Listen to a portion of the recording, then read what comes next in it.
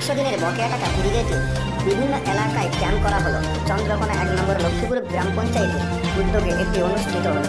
100 দিনের বকেয়া টাকা ফিরিয়ে দেওয়ার জন্য বিভিন্ন এলাকাতে দেখা গেল ক্যাম্প করা হয়েছে।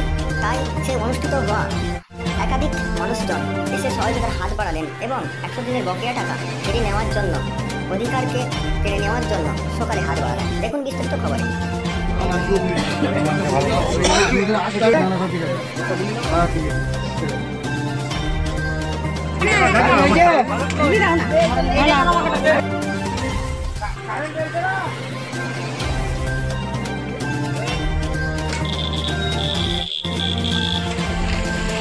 বকেয়া টাকা 100 দিনের কাজের জন্য যে আজকে অনুষ্ঠান সূচি করা হয়েছে, কি বলবেন?